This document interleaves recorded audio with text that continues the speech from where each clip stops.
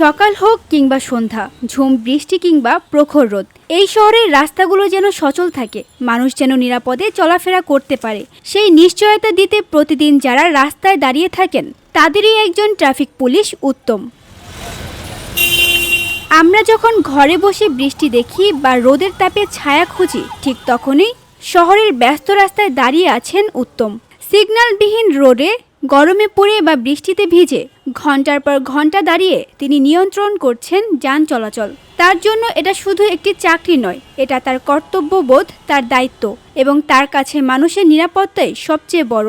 আপনারা আমাদের কথা মানেন, সুন্দরভাবে পার হন। আমরা আপনাদের সহযোগিতার জন্যই আসছি, দিনরাত পরিশ্রম করছি, রৌদ্রে পুড়ছি, বৃষ্টিতে ভিজছি, আপনাদের সুন্দরভাবে পারাপারের জন্যই। শুধু আইন প্রয়োগ নয়, এই মানুষগুলো হয়ে উঠেছেন মানবিকতারও প্রতীক। কখনো একজন বৃদ্ধকে রাস্তা পার করে দিচ্ছেন, কখনো স্কুলের শিশুদের নিরাপদে পার করাচ্ছেন, আবার কখনো অসুস্থ কাউকে সময় মতো হাসপাতালে পৌঁছাতেও সহায়তা করছেন। এই শহরের প্রতিটি কোণে যেখানে প্রযুক্তির চোখ নেই, সেখানেই এই মানুষগুলো আস্থা হয়ে দাঁড়ান।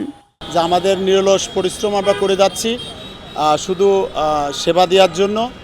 আমরা আমাদের আন্তরিকতার সাথে যদি নগরবাসীও আমাদের আন্তরিকতার সাথে তাদের আন্তরিকতা প্রকাশ করে, নিয়ম মানে, আইন মেনে রাস্তা চলে, তাহলে আমাদের ব্যবস্থাপনা আরও সুন্দর পরিচালনা করতে পারবো। ট্রাফিক পুলিশ উত্তম বলেন, ট্রাফিকের কাজ করতে আমার ভালো লাগে। এই কাজের মাধ্যমে আমি মানুষকে সাহায্য করতে পারি। গত 15 বছর ধরে রোদের মধ্যে দাঁড়িয়ে বৃষ্টিতে ভিজে আমি কাজ করে যাচ্ছি। আমার একটাই আশা, সবাই যেন আইন মেনে রাস্তায় চলে, তাহলে শহরটা নিরাপদ থাকবে এবং আমাদের কাজটাও কিছুটা সহজ হবে। ট্রাফিকে কাজ করতে আমার ভালো লাগে, আর আমরা চেষ্টা করি আমরা ট্রাফিক ব্যবস্থাপনা সুন্দরভাবে পরিচালনার জন্য। তো আমাদের চেষ্টা থাকে সবসময় যে মানুষ যাতে কম সময়ে বেশি গাড়ি আমরা পার করতে পারি, সবসময় আপ্রাণ চেষ্টা করি। আমাদের আন্তরিকতার সাথে যদি পথচারী প্লাস গাড়ির চালক ভাইয়েরাও যদি একটু আন্তরিক হয়, তা আমাদের ব্যবস্থাপনা আরও ভালো চালাইতে পারবো, আরও ভালো উন্নত করতে পারবো।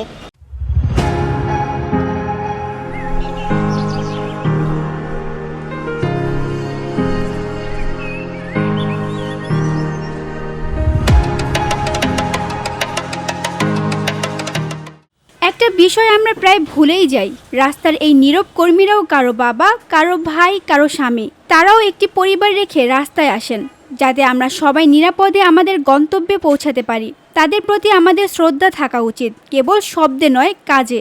সড়কে আইন মেনে চলাই হতে পারে তাদের প্রতি আমাদের কৃতজ্ঞতা প্রকাশের সবচেয়ে বড় উপায়।